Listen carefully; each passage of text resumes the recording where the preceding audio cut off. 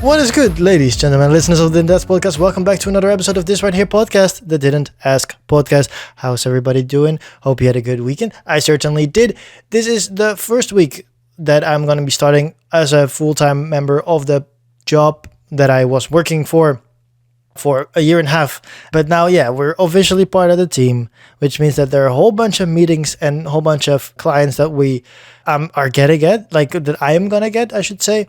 And that is a very exciting time. But it also means that I'm gonna have an extra day off every week, which is gonna be absolutely fantastic, especially with the movie schedule that we have this year. Because oh my flipping god, there are so many movies coming out this year that I want to see, and that I will be there as soon as I can. And now that probably means that I'm basically going to be there every freaking Friday. And that's very exciting for me. Like this past weekend, again, my official schedule didn't start yet, but this past weekend on Saturday, I went to see Magic Mike's Last Dance. And oh my God, did I have a good time. The movie is, I would say, like, it's not the best out of the three movies. It's definitely not the worst. Because in my opinion, the first one is like the worst one out of all of them. I personally really love this movie. I think that I personally would have tweaked some things because, spoiler alert, we're going to get dances. And that's, of course, what Magic Mike is famous for. But to me, some of the dances were a bit cut short, especially in the final like montage that they're doing. They basically did a montage with like music over top of them and not the music that was actually used for those choreographies. So I would be very excited to see like an extended cut to be like, okay, these are all the dances, but fuck me. The sensual, like the striptease dances, they are fucking good. And the story that they're telling as well is also like really good. Again, it's a bit of a fantasy movie in a sense where it's just like, okay, how the fuck would this happen? But on the other hand, it's like, it's a fucking movie. Let's enjoy it. Like, there are so many callbacks to like the previous movies, and I'm gonna do this. This is a small spoiler for the movie, but it's so small that it's not really gonna be a big deal. And it's also like the first legit 5 minutes of the movie, so be prepared. So we open this movie with Mike bartending at a fundraiser event, and we see like a girl coming up to him, and the girl goes, "Hey, do I know you? I feel like I know you from someplace." And he's just like, "Oh yeah, did you buy some furniture?" Because of course, if you know the Magic Mike movies, he had like his own furniture company. And she was like, "No, it's something else." And then you see a fucking flashback to Magic Mike 1, where Magic Mike dressed up as a police officer and came into like a sorority house and started dancing on this fucking girl. And then you realize like, oh my God, it's the same fucking girl. It's the same girl from 1 that is in 3 and that is now talking to him. And she was like, "Oh yeah, you were a police officer." And he was like, "Oh yeah, I was a police officer. You know, I gave her a warning, yada, yada, yada." And it's fucking fun. Like there are so many of those smaller callbacks that are just like, oh, this is this, oh, this is that, oh, this is it. And you're gonna see some familiar faces as well if you are a fan of the Magic Mike movies. So if you are interested in Magic Mike's Last Dance, please go see it because it's absolutely fantastic. And hopefully we can get another one, or maybe like a spin-off or something like that. That is just like a Magic Mike. This is what I said to myself because I don't have friends. No, I would love it to be like this movie, Magic Mike's Last Dance, but then have it be in the Magic Mike universe and make it like not necessarily like a Knives Out, because of course Knives Out has like the main character, but like make it like a Big Dick Ritchie, a Magic Mike story or something like that. Something that just involves this cast and this world, because I fucking enjoy it so much. And it would be so sad if we are not gonna get more Magic Mikes in the future, because man, they're really fucking fun. But that was not the only thing I did this past weekend. I also just finished watching UFC as of recording this. I'm recording this a little earlier. Again, I have the new schedule for work, so it's going to be a little, the days are going to be a little longer, and especially the next couple of weeks where it's me basically onboarding to the business, where I have so many things I need to do now. So many other things I need to do, because normally I would be, basically walk in, do the job and walk out. But now there are more so like administrative things I need to do. And there's a whole bunch of meetings that are like for the company itself that I didn't have to do before, but now have to do because I'm a part-time part of the team. So yeah, it's fun, but it means that there are gonna be some more things happening. So that's why I am recording this a little earlier than I would normally do.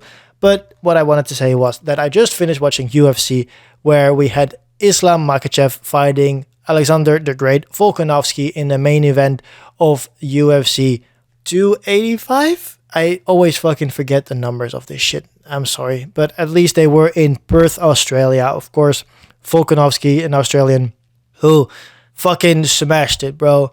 I really like I like Volkanovski, but I really like the whole gym that they're going on down there, the City Kickboxing Gym, which is of course the same gym that Kai Kara-France and of course Israel Adesanya fight out of, and their team is such a fucking good team, and sadly they are not on like a good high right now, and it's very similar to the team that Usman is at.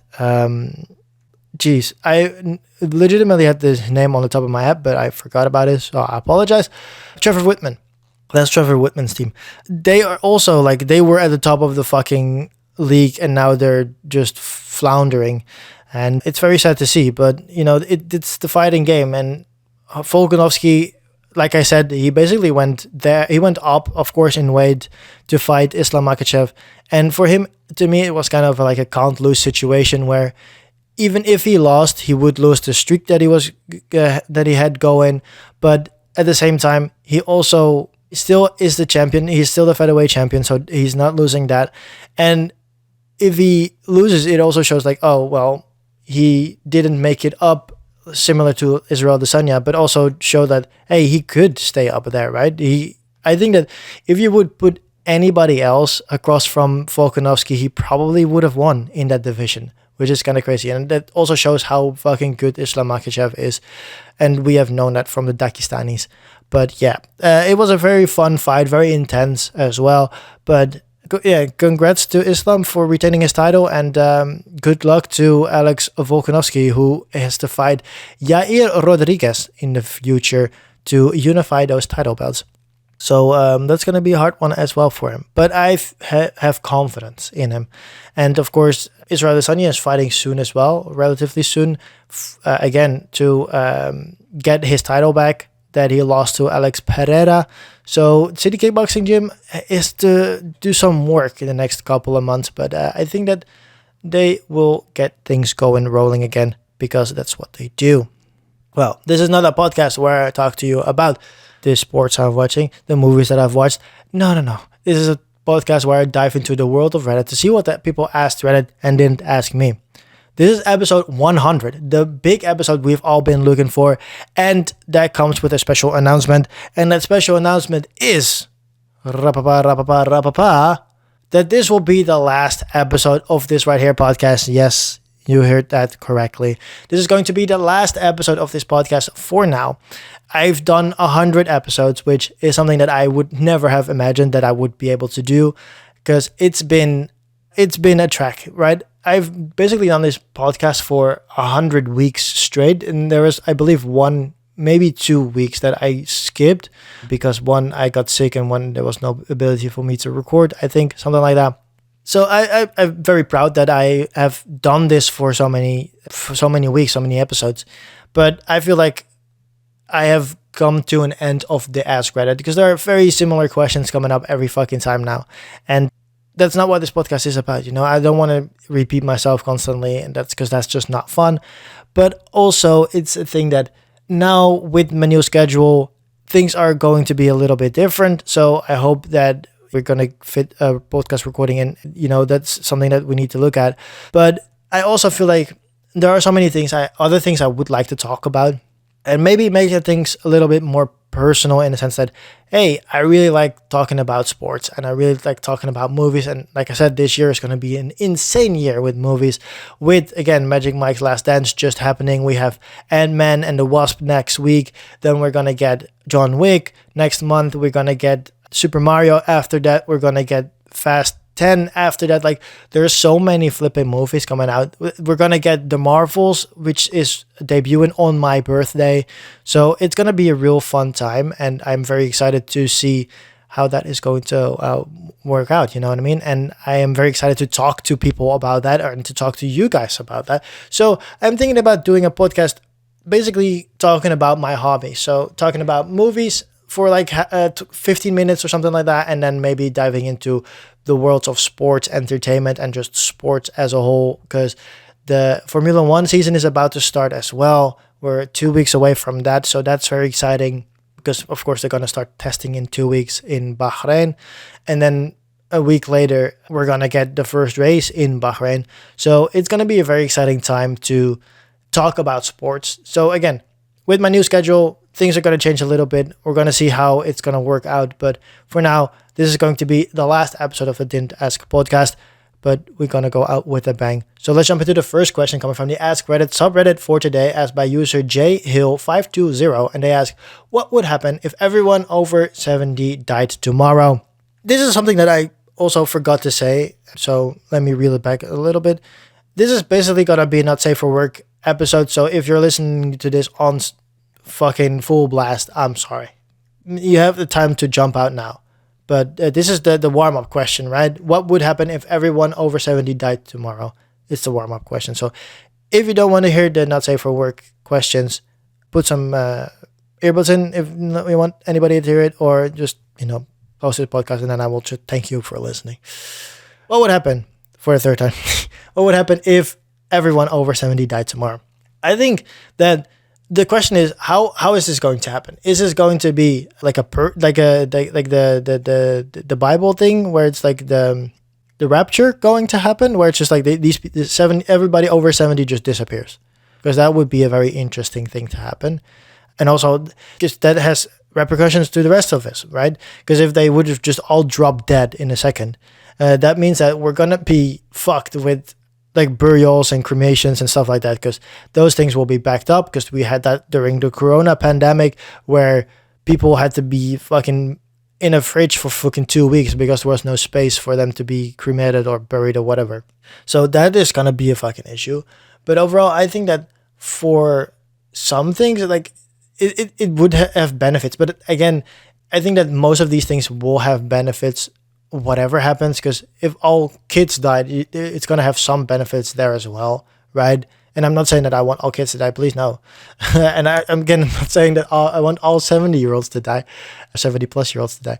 But like, it's going to have benefits either way you slice it, right? Because if all 70-plus-year-olds die, that means that the housing market is going to basically implode. Because the 70-plus-year-olds are the people that are now holding on to apartments and holding on to like houses. And that's what is basically blocking the flow of the whole society, running through. Because this is what I got taught, is that there are too little senior housings.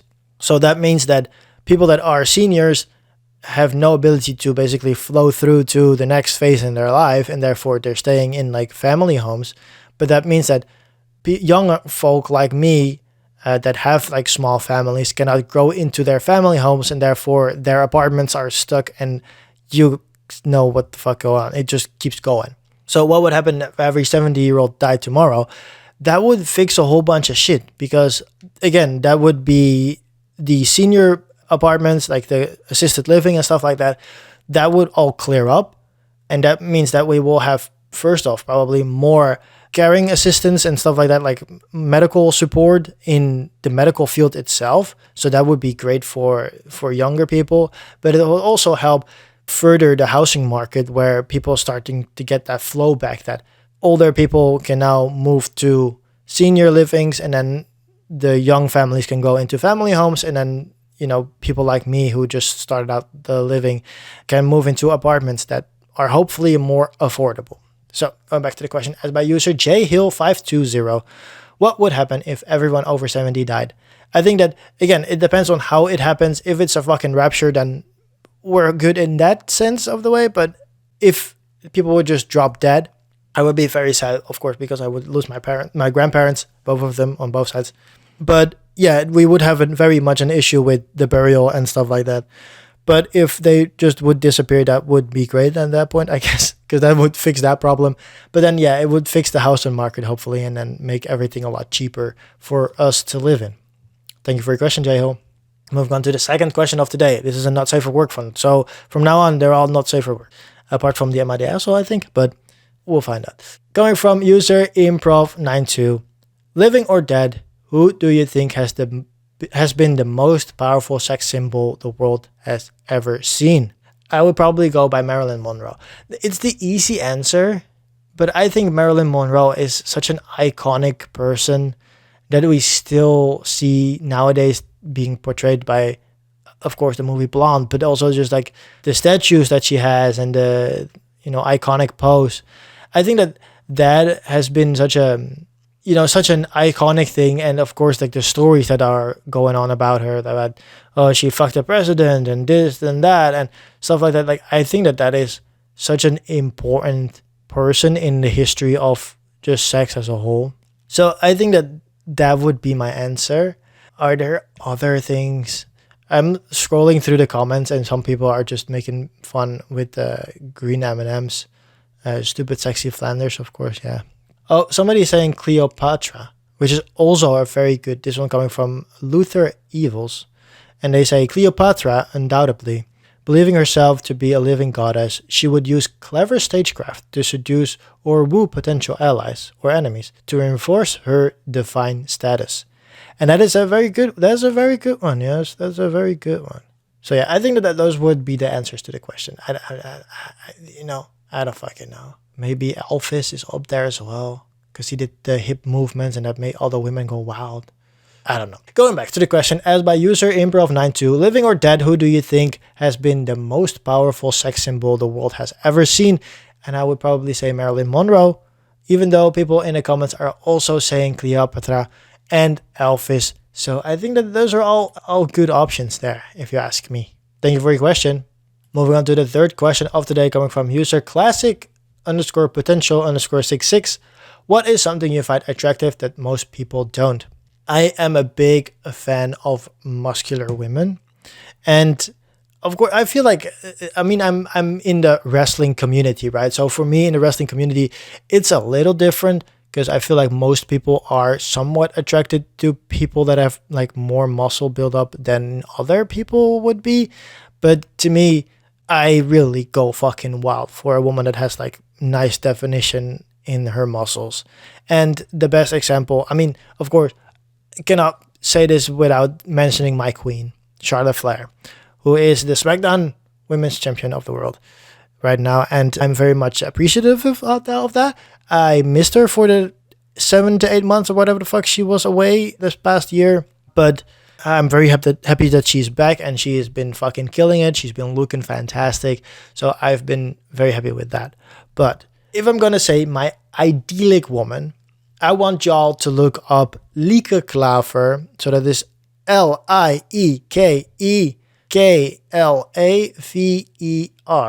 Lieke Klaver. And she is a Dutch runner. And oh my god, every time I see her, I go a little fucking mad. Like, she is so fucking gorgeous. And she's also, the funny thing is, she's my age. Which I always, because I'm notorious for liking older women. But Lieke Klaver is absolutely fucking fantastic. Like, she is legitimately a month younger than I am. Which is very funny. Because she was born on the 20th of August. And I'm from the 27th of August, the same year, 1998. And, man, she is absolutely fantastic. She has beautiful hair, beautiful eyes, great smile, and then of course the amazing muscles that I cannot keep my eyes off of. So I think that would be the answer to the question asked by user classic_potential_66. What is something you find attractive that most people don't? I think muscular women is something that I find so attractive, and it's funny because I'm not muscular at all, like myself. So I would say that, yeah, I think Lieke Klaver is really much up there for me because, oh my god, every time I see her, I go a little mad, right? I get a little tingle in my belly. I feel the butterflies every time I see her because, man, she is ripped out of our goddamn mind. And I fucking love it. Thank you for your question, Classic Potential. And now moving on to the fourth question coming from the Ask Reddit subreddit for today. Asked by user D_she_ghost. And they ask, you wake up as your crush. What is the first thing you do? Well, if it's my ultimate crush, I would be Lika Klaver and I would be fucking going on my Instagram and be like messaging her and be like, or messaging me, I guess, and be like, hey, saw you following me? What are you doing Tuesday night? And I would do something like that. Because holy shit, that would be fucking outrageous. And especially if I was Lika Klaver, I would be fucking staring in the goddamn mirror the whole day. Other than doing that, you know what I mean?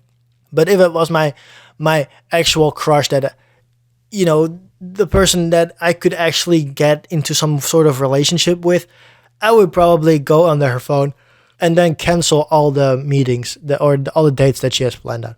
I'm just going to go into the phone and just be like the guy, like, you know what? I've decided to go a different direction. I'm so sorry for keeping you hanging for such a long time. I have figured it out and I found the person I really want to be with, and then I would just be like, delete, and it's a very menacing thing to do, and I'm sorry for that, but that is the best thing that I can do, right?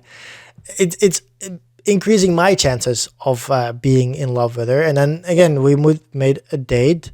I would plan the date for myself to be with myself, so that when our bodies switch back, I have the date planned, and then she goes, oh, what, I got a date planned with Djimon, what the fuck, that's weird. But hey, we got a plan, so I guess we're going to do it. And then hopefully we'll live happily ever after. And after that, of course, as long as I can do it, I would be staring myself in the mirror and maybe, flick a bean. You know what I'm saying? Flick a bean. Because that's what you do when you're a man and you get into a woman's body. You flick that bean. You want to know how that feels, right? That's what you do. You want to know how it feels. Let me tell you how it feels. So, going back to the question asked by user D_she_ghost. You wake up as your crush. What's the first thing you do?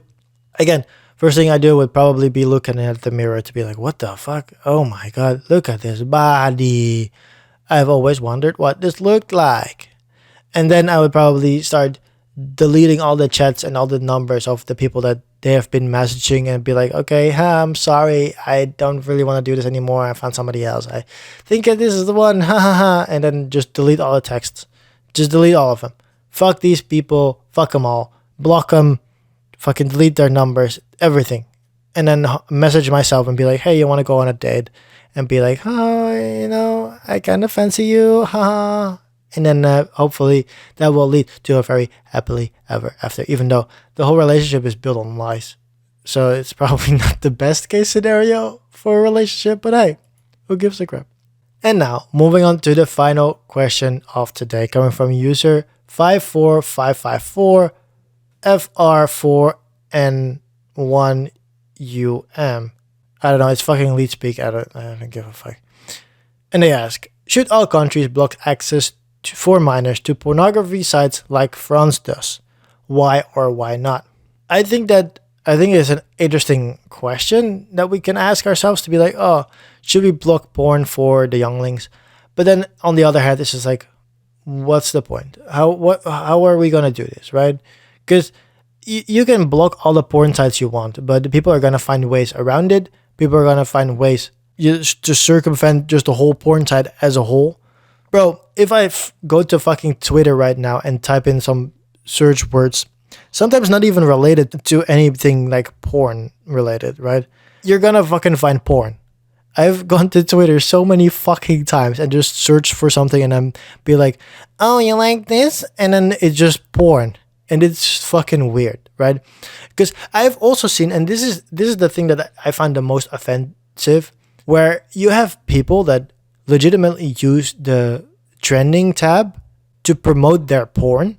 And it has happened to me so many fucking times at this point, where people just go, they look at the tab, right? The what's trending tab, and then it's like, I don't know, I'm gonna just make up something. It's like school shooting, Austin, Texas, fucking Eagles, fucking drive-by, fucking McDonald's, And then you click like, oh, what the fuck is at the McDonald's, right? You click on McDonald's, and then all of a sudden you see a girl sucking dick, and it's just like sucking dick at McDonald's or whatever. Fuck.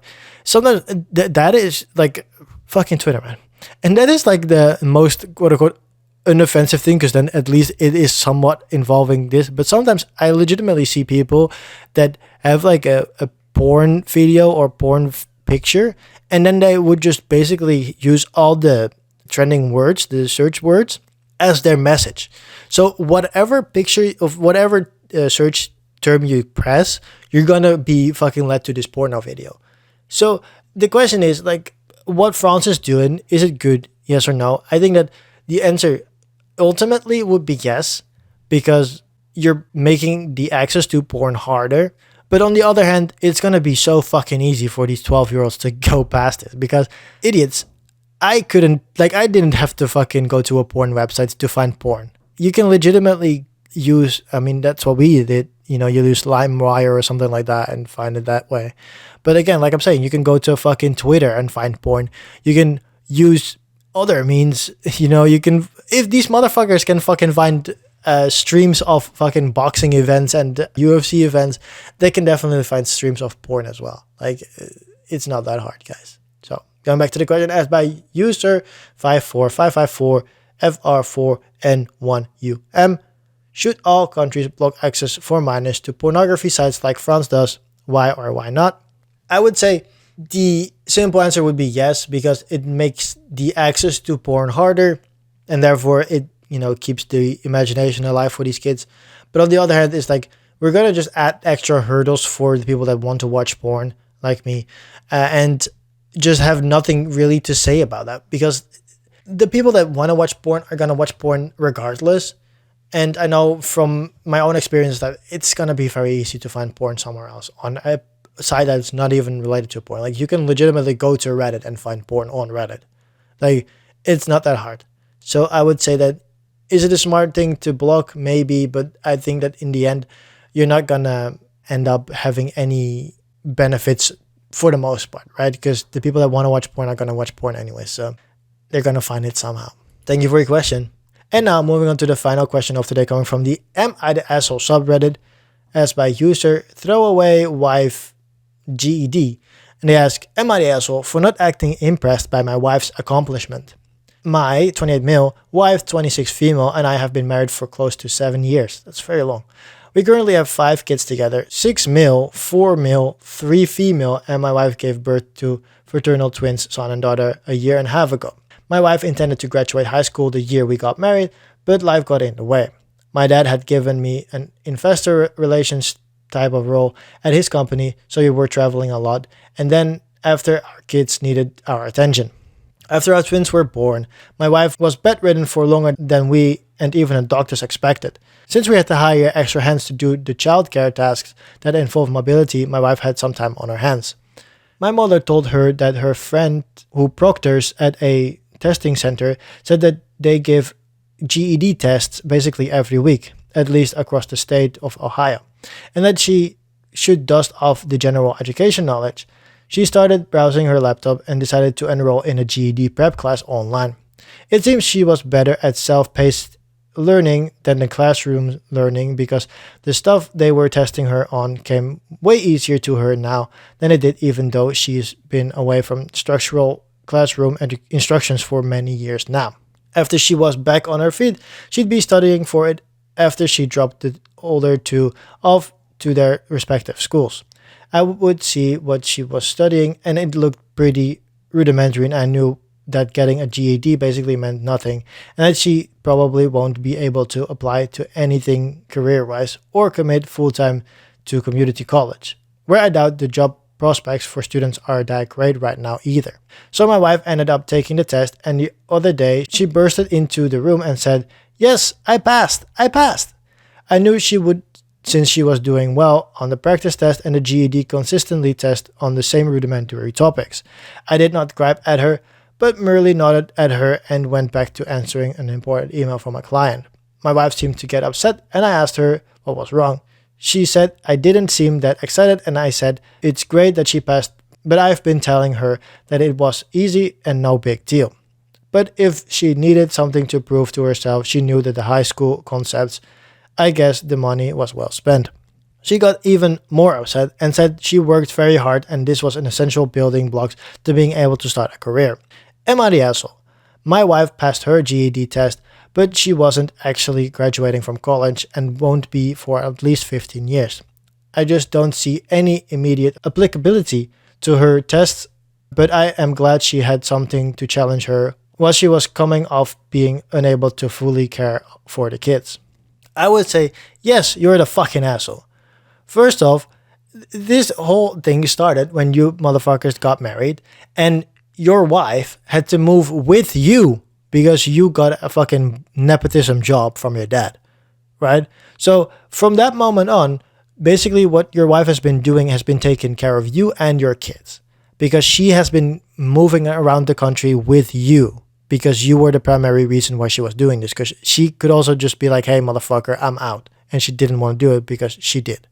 So you then holding her off basically from graduating high school, that fucking sucks because you got a job.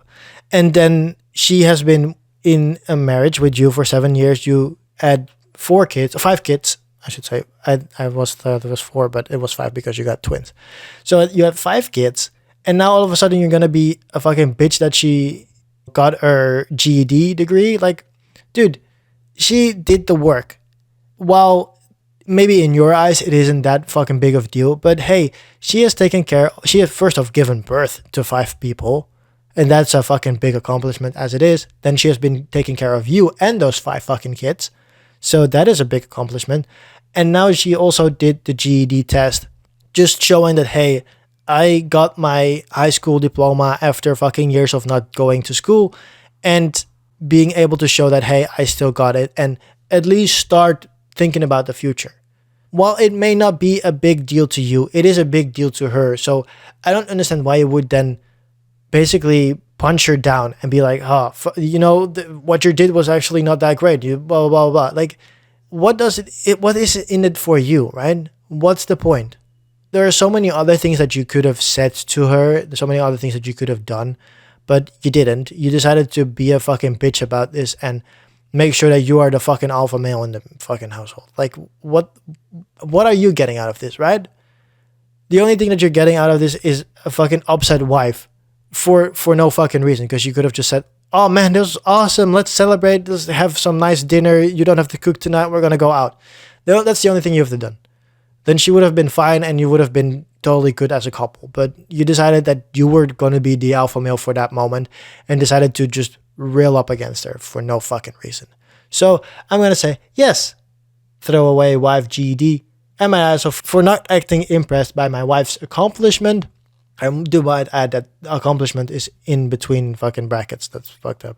Yes, you're the fucking asshole.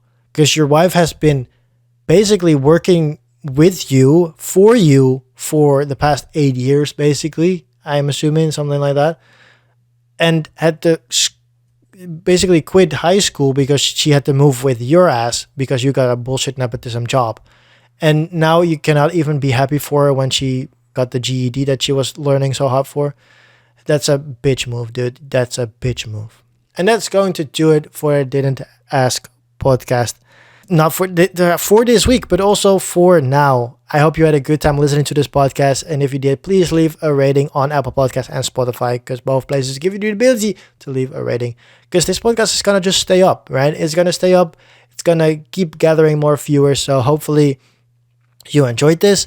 And please, if you did, leave a rating on those platforms, because that's going to help the show out tremendously. And that helps out maybe other people that want to listen to this podcast. And if the attention to this podcast increases, maybe we're going to come back for a second season and do another 100 episodes. But we find out for that. You can find this podcast on all the podcast platforms this podcast is available on, which is a lot of platforms. So you can go to anchor.fm/didn't-ask-pod. That link will be in the show description. Over here, you have an overview of all the podcast services this podcast is available on, like Podcast Addict, like Pocket Cast, like Apple Podcast, like Amazon Podcast, like Spotify, like Google Podcast. It's fucking everywhere. If it's not, let me know. You can do that by going to the Same link, anchor.fm/didn't-ask-pod. Over here, there's a message button. You can fucking tell me why this podcast isn't available, and I will do my best to get the show on there ASAP. I wanted to say that you can ask a personal question, but that's not going to help for now because the show is done. It's done. But you can still keep up with all the shit that I'm watching through Track.tv. That link will also be in the show description. Over here, you can see all the movies and TV shows that I'm watching. Like I mentioned at the beginning of the podcast, I've watched Magic Mike's Last Dance, and it was absolutely fantastic. I might want to go back to the other movies. I'm going to watch Creed probably tonight, maybe tomorrow night. We will see. And again, we're going to watch Ant-Man and the Wasp next week. Quantumania, that is. Not the first Ant-Man and the Wasp. Quantumania. In the movie theater. So I'm very excited about that. So please keep an eye on Track.tv to see all the movies and TV shows that I'm watching. Because it's quite a lot. And The Last of Us is still going on, of course. And it's been absolutely fantastic. So please go to Track.tv to see what I'm watching. Well, that's going to do it for me for the final time on this Right Here podcast. I hope you had a good time. And I hope to see you back in the future. Thanks for listening, and take good care of yourself. Goodbye.